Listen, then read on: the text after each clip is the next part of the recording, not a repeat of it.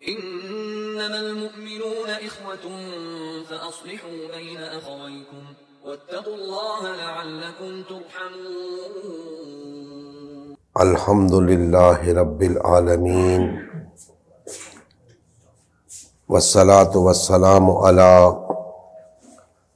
سید الانبیاء والمرسلین وعلی آلہ واصحابہ اجمعین، اما بعد فاعوذ باللہ من الشیطان الرجیم، بسم اللہ الرحمن الرحیم۔ انما المؤمنون اخوہ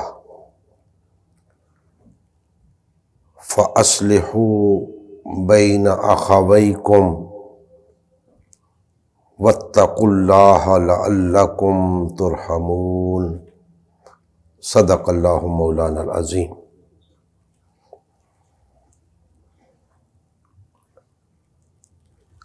محترم مسلمان بھائیوں،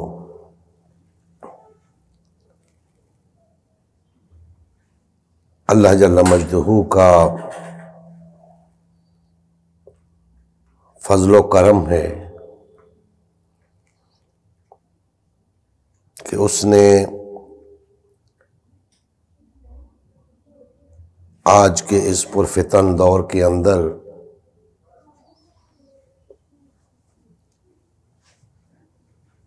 ہمیں غلبہ دین حق کی بحالی کی جد و جہد کی توفیق عنایت فرمائی۔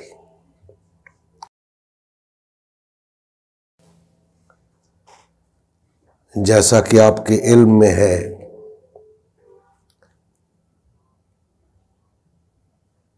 ہم نے اس جد و جہد کو امت مسلمہ کی تشکیل نو کا عنوان دیا ہے۔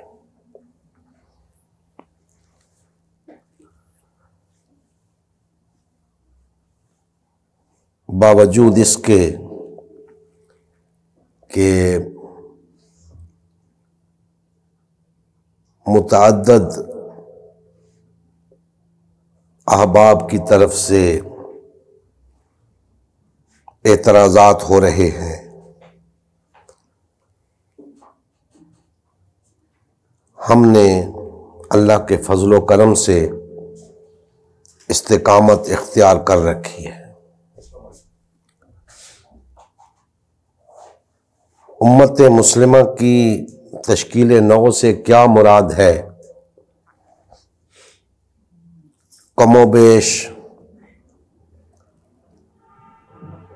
گزشتہ 22 سالوں سے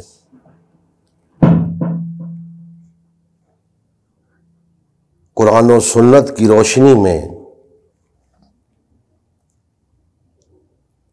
مسلمانان پاکستان اور بالعموم مسلمانان عالم کو بتاتا آ رہا ہوں، اس جد و جہد کو لے کر ہم چل رہے ہیں۔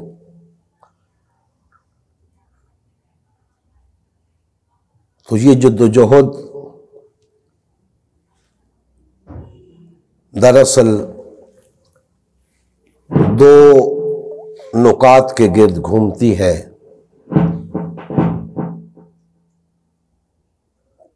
وحدت اور تفرقہ۔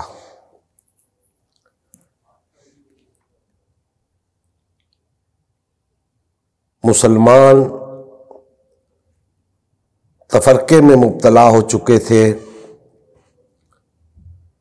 اس لیے امت مسلمہ اپنا وجود کھو چکی تھی۔ اب واپس وحدت کی طرف پلٹنے کے لیے امت مسلمہ کو بحال، فعال اور منظم کرنے کی ضرورت تھی۔ اسے ہم نے امت مسلمہ کی تشکیل نو کا نام دیا۔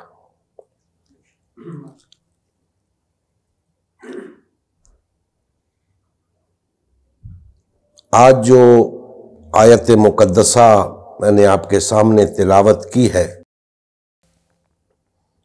یہ سورہ الحجرات کی آیت نمبر 10 ہے۔ اللہ جل مجدہ نے فرمایا انما المؤمنون اخوہ، مومن تو آپس میں بھائی بھائی ہوتے ہیں، مومنوں کے درمیان بھائی چارہ ہوتا ہے، لہذا اپنے دو بھائیوں کے درمیان صلح کرا دیا کرو اور اللہ سے ڈرتے رہو تاکہ تم پر رحم کیا جائے۔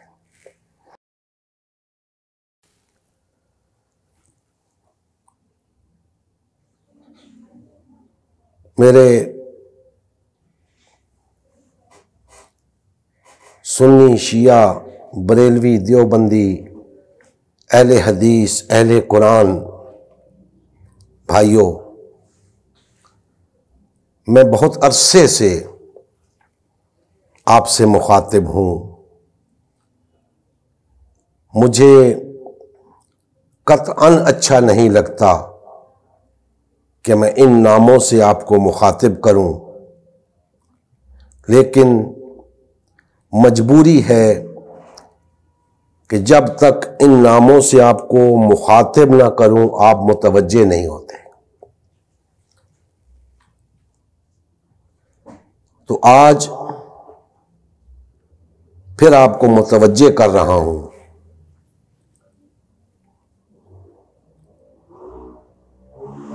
کہ یاد رکھیں ہم سب آدم کی اولاد ہیں،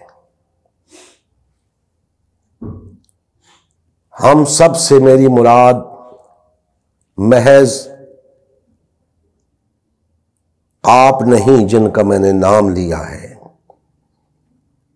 بلکہ تمام انسانیت، جس میں ہندو بھی ہیں، سکھ بھی ہیں، عیسائی بھی ہیں، مسلمان بھی ہیں، اور سنی بھی ہیں، شیعہ بھی ہیں، بریلوی بھی ہیں، دیوبندی بھی ہیں۔ الغرض ہر طبقہ اس میں شامل ہے کہ ہم سب آدم کی اولاد ہیں۔ ہم سب کو ایک مختصر وقت کے لیے اس زمین پر بھیجا گیا ہے، اور یہ عرصہ گزار کے ہم نے اللہ کی بارگاہ میں پیش ہونا ہے۔ سب نے، کوئی مستثنا نہیں، ہندو، سکھ، عیسائی، یہودی، پارسی، بدھ مت،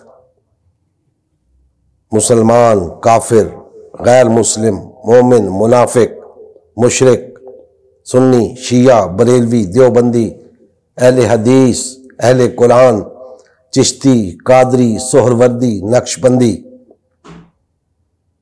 سب نے پیش ہونا ہے ایک اللہ کی بارگاہ میں، اور وہاں ایک ہی سوال پوچھا جائے گا اور ایک ہی جواب دینا ہے۔ سوال کیا ہوگا کہ اے بنی نوع انسان،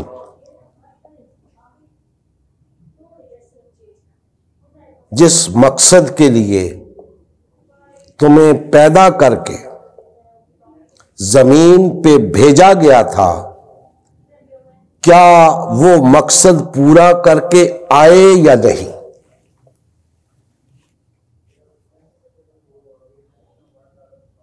باقی تمام باتیں ضمنی ہیں۔ اب اس کے جواب میں جس کے پاس جو کچھ ہوگا وہ پیش کر دے گا، اور اگر میں یہ کہوں کہ اسی بنیاد پہ جنت اور جہنم کا فیصلہ ہو جائے گا تو یہ غلط نہ ہوگا،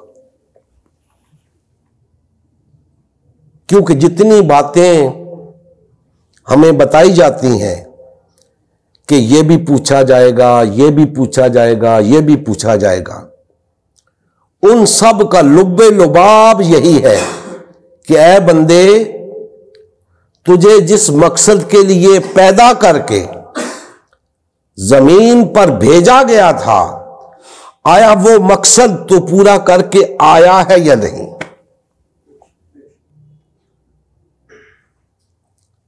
دوستان محترم،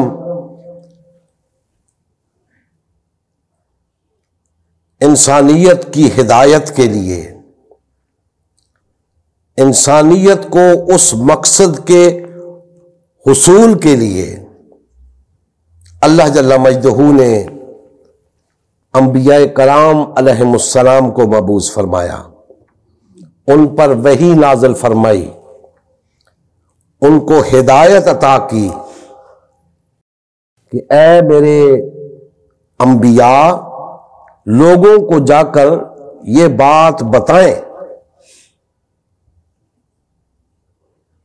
کہ اے لوگوں، تمہیں جس مقصد کے لیے پیدا کیا گیا ہے اس مقصد کے تحت زندگی گزارنے کا یہ طریقہ ہے، اس طریقے سے زندگی گزارو گے تو وہ مقصد پورا ہوگا، اور اگر وہ مقصد پورا ہو گیا تو تم کامیاب قرار پاؤ گے، اور اگر وہ مقصد پورا نہ ہوا تو تمہاری ناکامی ہے، نامرادی ہے، خسارہ ہے۔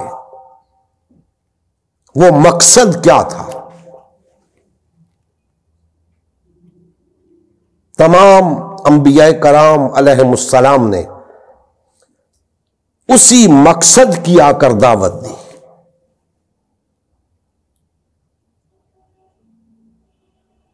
آج ہم اس مقصد کو لا الہ الا اللہ کے عنوان سے جانتے ہیں۔ یہ مقصد تھا، اس کو حاصل کرنا ہے تمام انسانیت نے۔ اب یہ لا الہ الا اللہ کیا ہے؟ اس بادشاہ کی بادشاہی جس کے دربار میں سب کو حاضر ہونا ہے، اس کی بادشاہی کو، اس کی حاکمیت کو اس روئے زمین پر بسنے والی انسانیت کے اوپر نافذ کرنا، اس کو غالب کرنا۔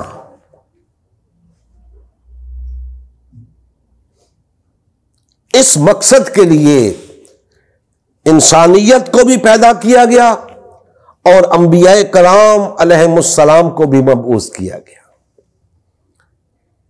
اب دوستان محترم، یہ سلسلہ چلتا رہا، اللہ کے آخری نبی اور رسول حضرت محمد مصطفیٰ صلی اللہ علیہ وآلہ وسلم تک۔ آپ کے بعد وہ مقصد اسلام کے نام سے پہچانا جانے لگا، اور اس مقصد کو قبول کرنے والی قوم کو مسلم کہا جانے لگا، اور اجتماعیت کو امت مسلمہ کہا جانے لگا۔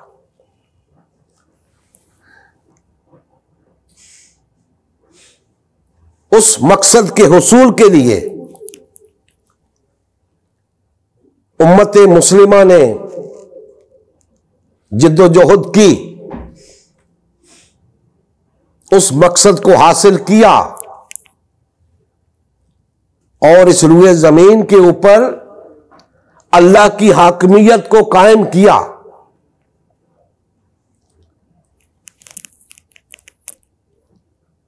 وقت کے ساتھ ساتھ وہ امت مسلمہ منتشر ہو گئی، اللہ کی حاکمیت انسانوں کے اوپر برقرار نہ رہی، باطل اور طاغوتی طاقتیں مسلط ہو گئیں اور انسانوں پر اللہ کے حکم کی بجائے اپنا حکم چلانا شروع کر دیا۔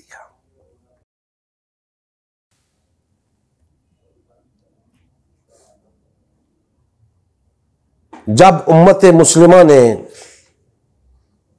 اللہ کے دین کو غالب کیا تھا، اللہ کی حاکمیت کو قائم کیا تھا، تو آخر ایسا کیا کیا تھا کہ اللہ کا دین غالب آ گیا، اللہ کی حاکمیت قائم ہو گئی؟ دوستان محترم، یہ کوئی لمبی چوڑی بات نہیں، بلکہ مختصر یہ ہے کہ ان لوگوں نے اللہ کے دین کو قبول کر لیا تھا، اللہ کے دین کو قبول کر لیا تھا اور اب اس کے تحت اپنی زندگی گزارنا شروع کر دی تھی۔ جب انہوں نے یہ کام کیا تو دین غالب آ گیا۔ جب مسلمانوں نے یہ کام چھوڑ دیا، اللہ کے دین کو تختہ مشق بنا لیا، اپنے اپنے تصورات دین میں داخل کر دیے اور اسی بنیاد پہ تفرقے کا شکار ہو گئے، پارٹی بازی کا شکار ہو گئے، تو ان کا وہ غلبہ جاتا رہا۔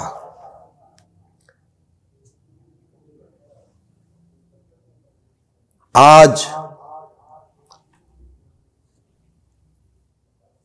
وہی مسلمان،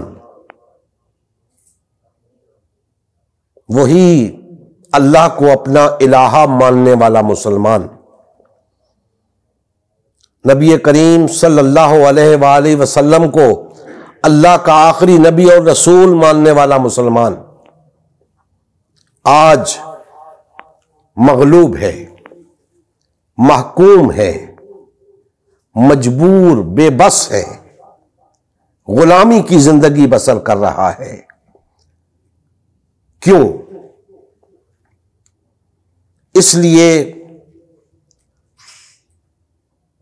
کہ اس نے دین کا دامن چھوڑ رکھا ہے۔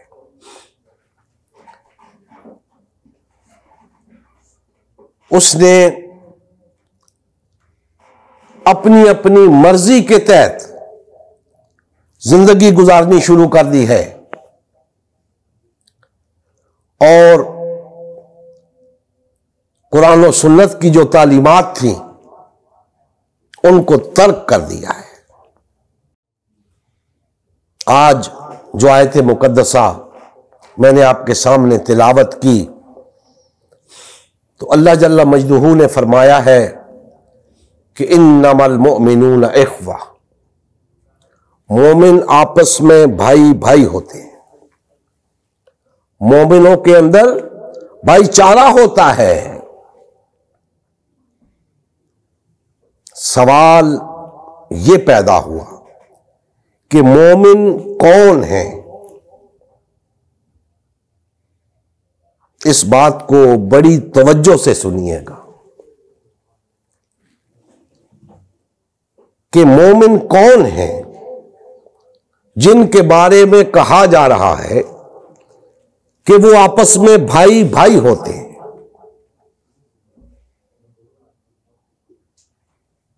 آج 1.5 سے پونے 2 ارب کے قریب افراد اپنے آپ کو مومن کہتے ہیں.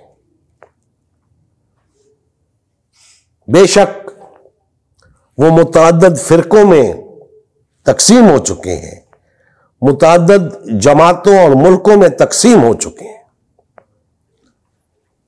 اور اپنی اپنی پہچانیں قائم کر رکھی ہیں، لیکن دعوے دار ہیں کہ ہم مومن ہیں. اب دوستان محترم، اگر یہ سب مومن ہیں تو ان کے درمیان بھائی چارہ ہونا چاہیے. ان کو بھائی بھائی ہونا چاہیے. لیکن ہم دیکھتے ہیں کہ ان کے درمیان بھائی چارہ نہیں ہے، اخوت نہیں ہے. تو اخوت کیوں نہیں ہے؟ اس لیے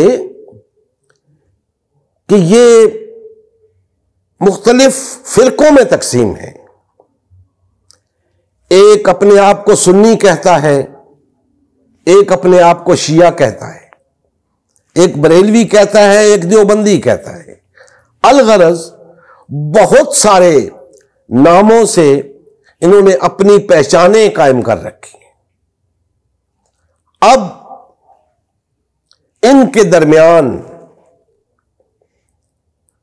اخوت پیدا کرنے کے لیے، بھائی چارہ پیدا کرنے کے لیے سب سے پہلے ہمیں قرآن و سنت کی روشنی میں یہ دیکھنا ہے کہ آیا ان کے درمیان بھائی چارہ قائم ہو بھی سکتا ہے کہ نہیں. تو یاد رکھیں، یہ تمام طبقات 1.5 پونے 2 ارب افراد قرآن و سنت کی روح سے مسلم اور مومن ہیں. سب کے سب مسلم اور مومن ہیں. تمام لوگوں کو وہ تمام حقوق حاصل ہیں جو ایک مسلم اور مومن کو حاصل ہوتے ہیں. یہاں اس بحث کو ایک طرف رکھتے ہیں کہ قانونی مسلم کون ہوتا ہے اور حقیقی مسلم کون ہوتا ہے. وہ بحث اس آیہ مبارکہ کی روشنی میں نہیں ہے. اس کا تعلق اللہ کی ذات سے ہے. اللہ جانتا ہے حقیقی مومن کون ہے اور قانونی مومن کون ہے، حقیقی مسلم کون ہے اور قانونی مسلم کون ہے. آج اگر ہم اپنے مقصد کو حاصل کرنا چاہتے ہیں، اللہ کی حاکمیت کو قائم کرنا چاہتے ہیں، اور مسلمانوں کے اندر جو تفریق پیدا ہو چکی ہے، جو نفرتوں کا بازار گرم ہے، اس کو ٹھنڈا کرنا ہوگا. اس تفریق کو مٹانا ہوگا. اس کے لیے لازم ہے کہ سب سے پہلے ہم ان سب کو مومن تسلیم کریں.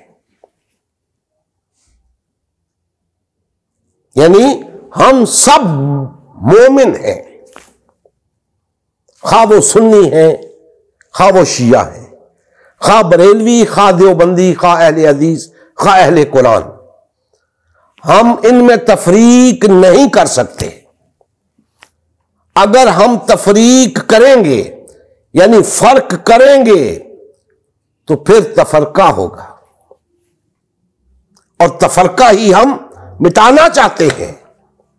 تو تفرقے کو مٹانے کے لیے یہ فرق ختم کرنا ہوگا، اس تفریق کو ختم کرنا ہوگا، اور سب کے بارے میں ایک ہی رائے قائم کرنی ہوگی کہ سب مومن ہیں.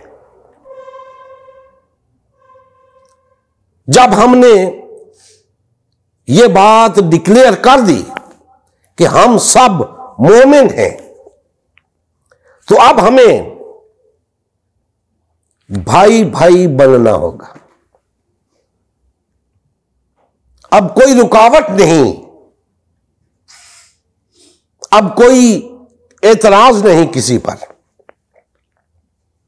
سب مومن ہیں، سب کو بھائی بھائی بننا ہوگا. اس کے باوجود جو لوگ بھائی بھائی بننے کے لیے تیار نہیں،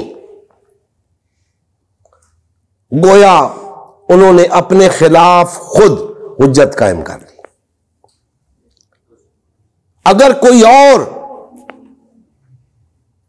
ان 1.5-2 ارب افراد کو مومن تصور نہیں کرتا تو ہم کرتے ہیں.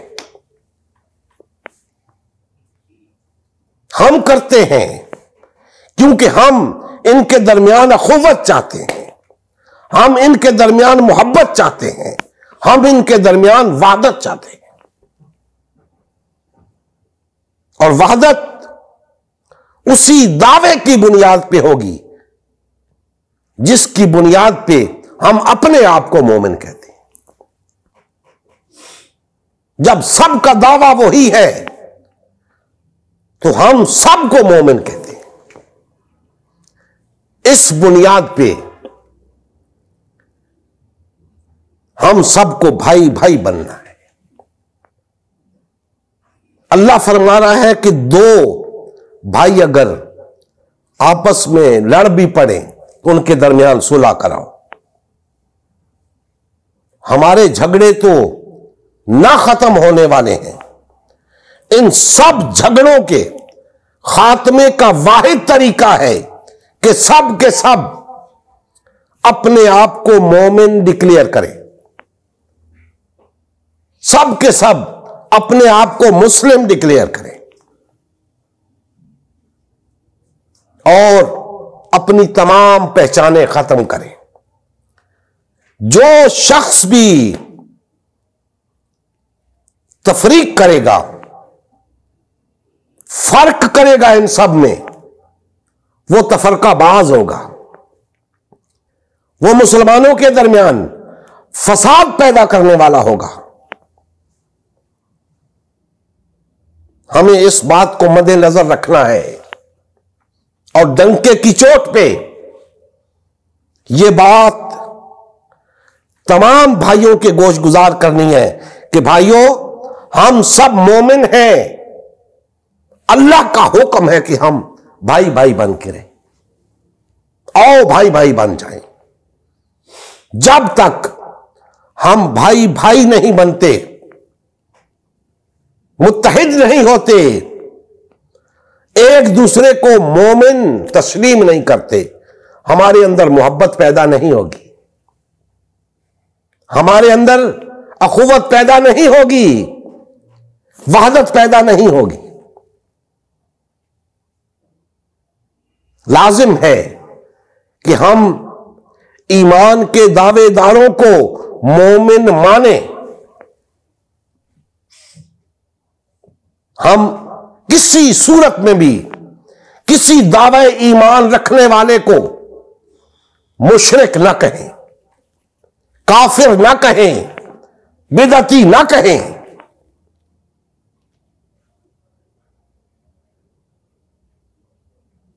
دلوں کے اندر، ذہنوں کے اندر وسعت پیدا کرنی ہے. اگر کسی بھائی سے کوئی کوتاہی ہو جاتی ہے، کوئی غلطی ہو جاتی ہے، تو اس کا مطلب ہرگز یہ نہیں کہ ہم اس لاٹھ لے کر اس کے پیچھے پڑ جائیں، تم تو مشرک ہو گئے، تم تو کافر ہو گئے۔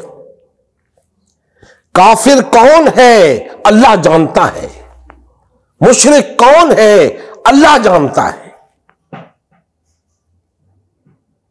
اللہ نے جو بیان کر دیا ہم وہی بیان کرتے ہیں، ہم وہی کہتے ہیں کہ اللہ کے حکم کے مطابق فلاں لوگ کافر ہیں، فلاں لوگ مشرک ہیں، فلاں لوگ منافق ہیں۔ لیکن کوئی ایمان کا دعوے دار ہمارے سامنے کھڑا ہو اور ہم اسے کہیں کہ تم مشرک ہو، ہرگز نہیں۔ ہم اسے کہیں کہ تم کافر ہو، ہرگز نہیں۔ یہ دین کی تعلیم نہیں ہے۔ ہم اسے منافق نہیں کہہ سکتے۔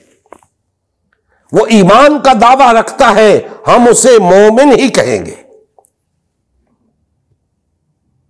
اگر ہم یہ چاہتے ہیں کہ ہمیں لوگ مومن کہیں تو لوگ بھی یہی چاہتے ہیں کہ انہیں بھی مومن کہا جائے۔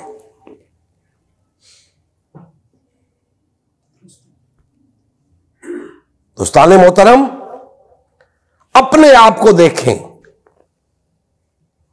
کہ خود کتنے پانی میں ہیں۔ دوسروں کو برا بھلا کہنا آسان ہے، جب بات اپنے اوپر آتی ہے تو پھر پتہ چلتا ہے کہ یہ برا بھلا کہنا کیا ہوتا ہے۔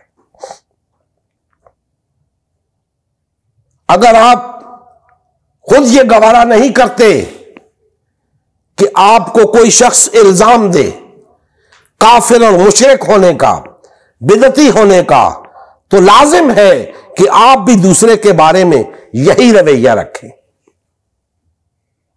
لہذا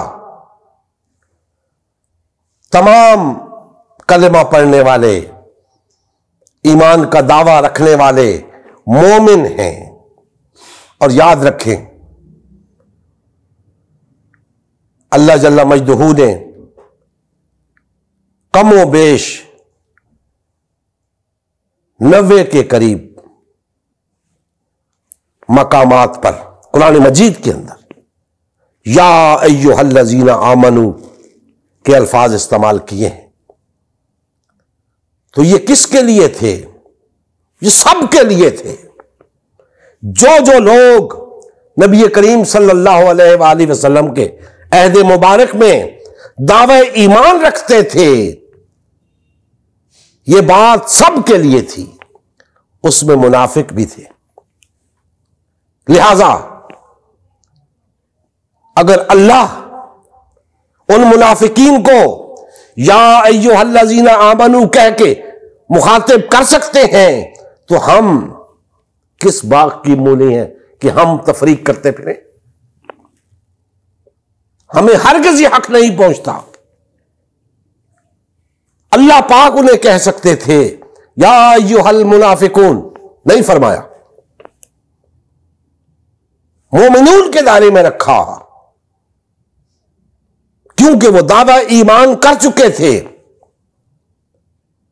اور کئی ایسے واقعات ملتے ہیں کہ لوگوں نے کچھ لوگوں کو قتل کرنا چاہا اس بنا پر کہ وہ انہیں منافق سمجھتے تھے۔ اللہ کے رسول صلی اللہ علیہ وآلہ وسلم نے منع فرما دیا کہ ہرگز نہیں۔ لوگ کہیں گے اپنے ہم مذہبوں کو قتل کرتے ہیں، انہیں اپنا ہم مذہب سمجھا۔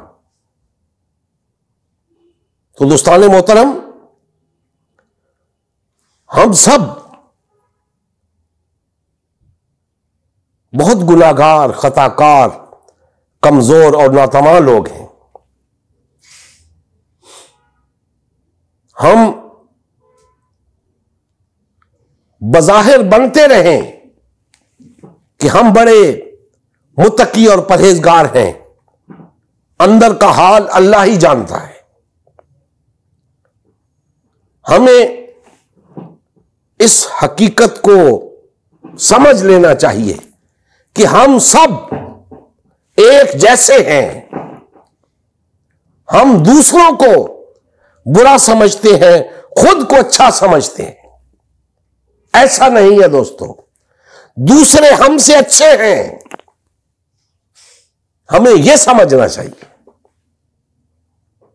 اور جب دوسرے اچھے ہیں تو ہم اپنے آپ کو تو مومن کہیں اور دوسروں کو القاب دیں؟ ہرگز نہیں، دوسرے ہم سے بڑھ کر مومن ہیں۔ لیکن دوستان محترم،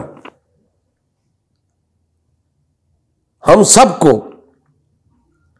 اس کا مظاہرہ کرنا ہے کہ ہم مومن ہیں، اور اس کے لیے بھائی بھائی بننا ہے، اخوت کو اختیار کرنا ہے، وحدت کو اختیار کرنا ہے۔ اور جب تک یہ اخوت پیدا نہیں ہوتی، ہم بھائی بھائی نہیں بنتے، ہم وہ مقصد حاصل نہیں کر سکتے جس مقصد کے لیے ہمیں پیدا کیا گیا۔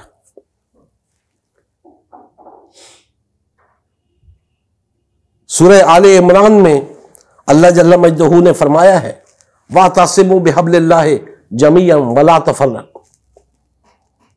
اے دعوے ایمان رکھنے والوں، اللہ کی رسی کو سب مل کر مضبوطی سے تھامے رکھنا اور تفرقہ نہ کرنا۔ وہاں سب مخاطب ہیں، یا ایھا الذین آمنوا سے بات چل رہی ہے، سب مخاطب ہیں، سب سے فرمایا گیا کہ اللہ کی رسی کو سب مل کر تھامے رکھنا اور تفرقہ نہ کرنا۔ اور آگے فرمایا، یاد کرو اللہ کی اس نعمت کو جب تم ایک دوسرے کے دشمن تھے، اس نے تمہارے دلوں میں الفت ڈال دی اور اپنی نعمت سے تمہیں بھائی بھائی بنا دیا۔ دوستان محترم، قابل غور ہے یہ بات کہ وہ لوگ جن سے فرمایا جا رہا ہے اولاً کہ سب مل کر اللہ کی رسی کو تھامے رکھنا، یہ وہ لوگ تھے جو ایک دوسرے کے خون کے پیاسے تھے، تفرقے میں مبتلا تھے۔ جب اللہ کی رسی کو انہوں نے تھاما، سب نے مل کر وحدت اختیار کی، ایک دین کو قبول کیا، تو اللہ پاک نے بتایا کہ دیکھو، پہلے تم ایک دوسرے کے دشمن تھے، جب تم نے اس دین کو قبول کیا تو اللہ نے تمہارے درمیان محبت پیدا کر دی اور تمہیں بھائی بھائی بنا دیا۔ پتہ یہ چلا کہ اگر وحدت اختیار کر کے رہیں گے، وحدت کو قائم رکھیں گے، تو اس کی بنیاد فقط اور فقط یہ ہوگی کہ ہماری آپس میں محبت ہو، ہمارے درمیان اخوت ہو۔ اور یہ محبت اور اخوت تب پیدا ہوگی جب ہمارے درمیان تفرقہ نہیں ہوگا، کیونکہ تفرقے سے منع فرمایا گیا کہ جب تم تفرقے میں تھے، تم ایک دوسرے کے دشمن تھے، جب تم تفرقے سے نکل آئے، وحدت اختیار کر لی، ایک دین پر آ گئے، اسلام کو بطور دین قبول کر لیا، تو اللہ نے تمہارے دلوں میں الفت ڈال دی اور تمہیں بھائی بھائی بنا دیا۔ تو دوستان محترم، آج بھی ہم اسی دین کے پیروکار، اسی دین کو اپنا دین سمجھنے والے، اسی اللہ کو اپنا الہ ماننے والے، آج ہم تقسیم ہیں، تفریق کا شکار ہیں۔ اللہ نے منع فرمایا تھا اور بتا دیا تھا کہ جب تم میں تفریق تھی تم ایک دوسرے کے دشمن تھے۔ آج دیکھ لو، ہمارے درمیان تفریق ہے، ہم ایک دوسرے کے دشمن ہیں، نفرت کرتے ہیں ایک دوسرے سے، ایک دوسرے کے لیے دل میں بغض رکھتے ہیں، حسد کرتے ہیں ایک دوسرے سے۔ کیوں؟ تفریق ہے ہمارے اندر، تفرقہ ہے، پارٹی بازی ہے۔ اور اللہ پاک نے فرمایا کہ جب تم اس تفریق کو ترک کر کے اللہ کی رسی کو سب مل کر تھام لو گے تو پھر یہ تمہاری نفرت محبت میں بدل جائے گی، یہ دشمنی دوستی میں بدل جائے گی۔ دوستان محترم، آج اگر ہم متحد ہونا چاہتے ہیں، وحدت اختیار کرنا چاہتے ہیں، ہم چاہتے ہیں کہ ہمارے درمیان محبت ہو، اخوت ہو، تو پھر ہمیں سب کو مل کر اللہ کی رسی کو مضبوطی سے تھامنا ہوگا، اور اس کے لیے اپنے دلوں کو کشادہ کرنا ہوگا، ایک دوسرے کو برداشت کرنا ہوگا، سب کو مومن تصور کرنا ہوگا، کیونکہ مومن ہی مومن کا بھائی ہو سکتا ہے۔ اگر ہم ایک دوسرے کا بھائی بننا چاہتے ہیں تو ہم دونوں کا مومن ہونا ضروری ہے۔ اگر ہم مومن ہیں تو ہمیں بھائی بھائی بننا ہوگا۔ اب کون شخص ہے جو کہے کہ میں مومن نہیں؟ سب کہیں گے کہ ہم مومن ہیں۔ تو بھائی مومن ہیں، ہم بھی مانتے ہیں کہ آپ مومن ہیں، آؤ بھائی بھائی بن جائیں، مومن ہونے کا اظہار تو کرو، آؤ بھائی بھائی بن جائیں۔ ہم برملا آپ سے کہتے ہیں، ہمارے دل میں کسی کے لیے نفرت نہیں، تم بھی نفرت اپنے دل سے نکالو۔ ہمارے دل میں کسی کے خلاف بغض نہیں، تم بھی اپنے دلوں سے بغض نکالو۔ آؤ یہ دلوں کی گندگی صاف کرو، دل میں صرف ایک دوسرے کے لیے محبت پیدا کرو، اللہ کے لیے، اللہ کی رضا کے لیے بھائی بھائی بن جاؤ گے۔ ہم کسی سے بغض نہیں رکھتے، ہم کسی سے نفرت نہیں کرتے۔ آپ کا بھی تقاضا ہے، آپ کا بھی فریضہ ہے کہ آپ بھی دوسروں سے نفرت ترک کر دو۔ بغض رکھنا، دعوے ایمان رکھنے والوں سے بغض رکھنا ترک کر دو، بھائی بھائی بن جاؤ گے۔ اور جب تک ہم یہ ایک دوسرے سے نفرت ترک نہیں کرتے، بغض ترک نہیں کرتے، ہمارے درمیان محبت پیدا نہیں ہوگی، ہمارے درمیان اخوت پیدا نہیں ہوگی، اور جب تک محبت اور اخوت پیدا نہیں ہوگی وحدت پیدا نہیں ہوگی، اور اگر وحدت پیدا نہیں ہوگی تو ہم وہ مقصد حاصل نہیں کر سکتے جس کے لیے اللہ نے ہمیں پیدا فرمایا ہے، اور جس کے لیے ہمیں اس کی بارگاہ میں جانا ہے اور جواب دینا ہے۔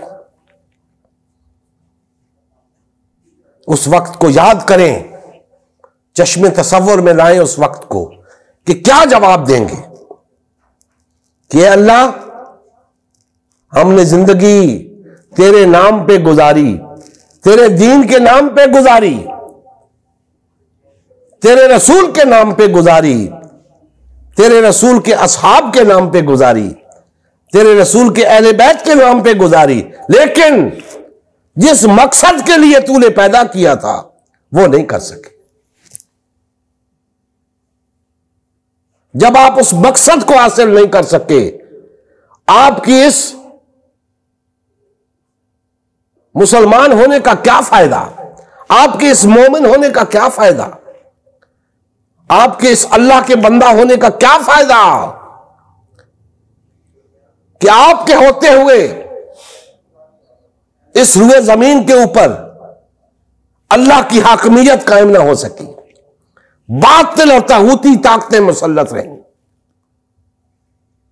تو آپ ناکام ہو گئے، ناکام ہو گئے، خسارے میں پڑ گئے۔ اگر چاہتے ہیں کہ وہاں کامیاب ہو تو یہاں بھی کامیاب ہونا ہوگا، یہاں بھی کامیاب ہونا ہوگا۔ یہاں کی کامیابی یہ نہیں کہ لازماً آپ وہ کام کر کے جائیں، نہیں، یہاں کی کامیابی یہ ہے کہ اس کام کو کرتے کرتے مر جائیں یا کر جائیں۔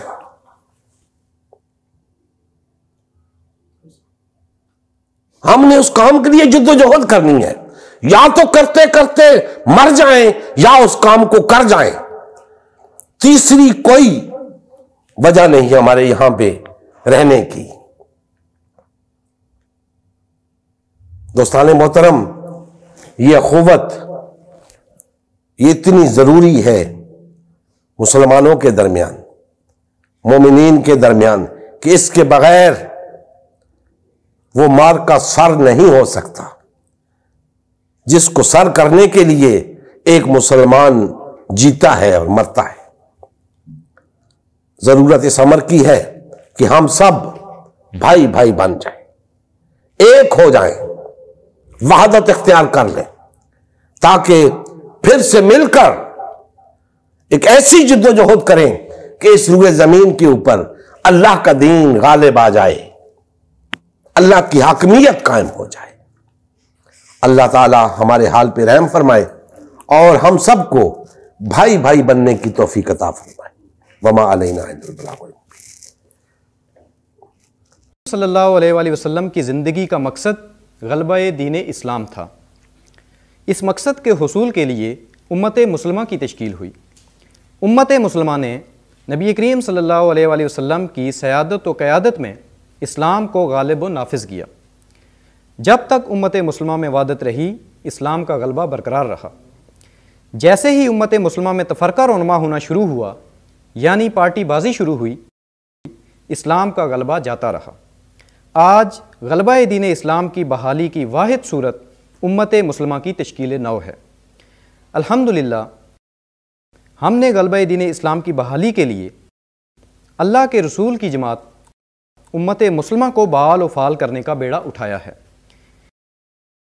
یہ ہمارا ہی نہیں، ہر کلمہ گو کا اولین فریضہ ہے کہ ہر قسم کے باطل اور طاغوتی نظام کے خلاف اٹھ کھڑا ہو اور غلبہ دین اسلام کی بحالی کے لیے فرقہ واریت اور پارٹی بازی سے کنارہ کش ہو کر صرف اور صرف امت مسلمہ کو بحال و فعال کرنے میں اپنا تن من دھن لگائے۔